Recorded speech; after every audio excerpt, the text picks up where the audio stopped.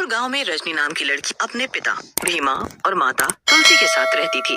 भीमा ने गरीब होने के बावजूद रजनी को काफी पढ़ाया लिखाया था।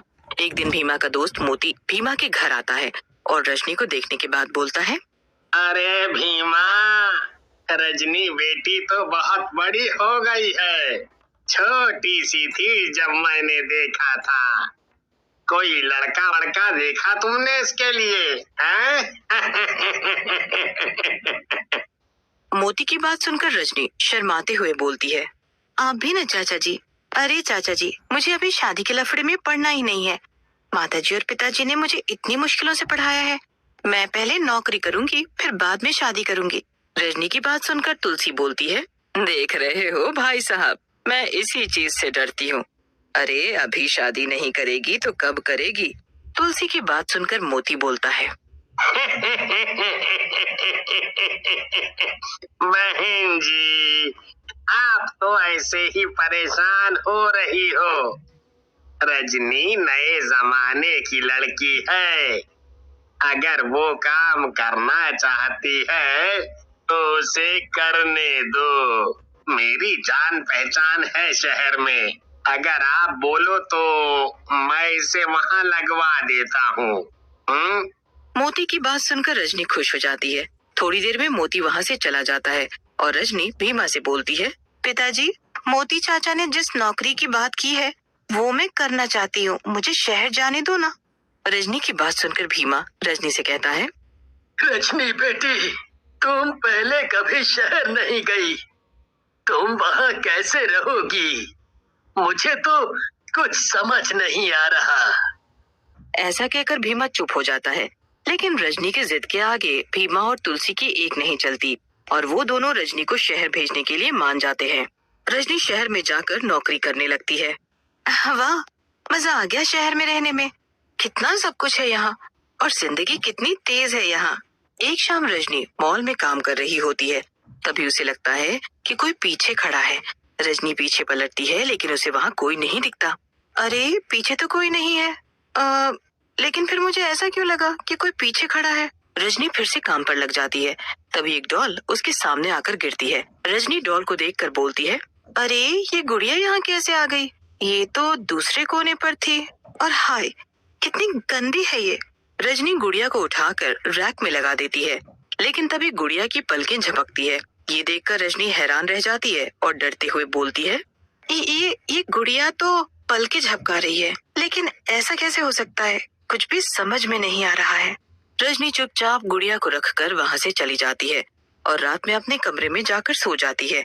लेकिन रात में जैसे ही वो करवट लेती है, उसे किसी गद्देदार चीज का एहसास होता है। रजनी उठकर कमरे की लाइट जलाती है। ये वही गुड़िया है जो कि मॉल में थी, लेकिन ये यहाँ कहाँ से आ गई? तभी गुड़िया उठती है और रजनी के पास आकर बोलती है, रजनी, तुम मुझे बहुत अच्छी लगती हो। अब मैं तुम्हारे साथ ही रहूंगी। गुड़िया को ऐसे बोलते देख रजनी घबरा जाती है और डर के मारे बेहोश हो जाती है। अगली सुबह जब उसे होश आता है तो गुड़िया वहीं पड़ी होती है। रजनी गुड़िया को उठाकर कूड़ेदान में फेंक देती है और मॉल चली जाती है। उस मनहूस गुड़िया को कूड़ेदान में फेंक दिया, वो अब मेरा पीछा नहीं कर पाएगी। हाँ, लेकिन रजनी की खुशी ज्यादा देर नहीं टिक पाती।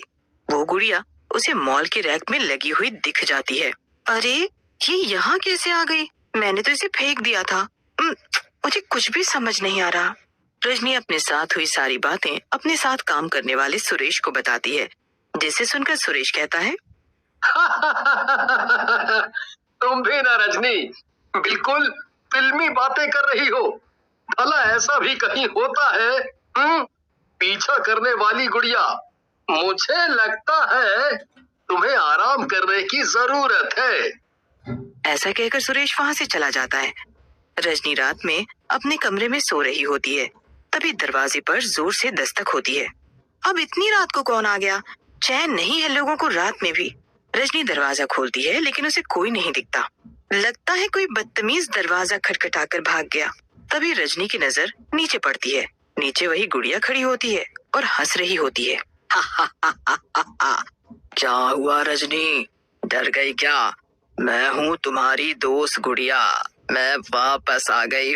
रजनी डर के जल्दी से दरवाजा बंद कर लेती है, लेकिन गुड़िया उसके बेड पर बैठी होती है और बोलती है, आहा, तुम कुछ भी कर लो रजनी, मैं तुम्हारा पीछा नहीं छोड़ने वाली। रजनी डरते डरते गुड़िया से पूछती है, तुम मेरे पीछे क्यों पड़ी हो? मैंने तुम्हारा क्या बिगाड़ा है?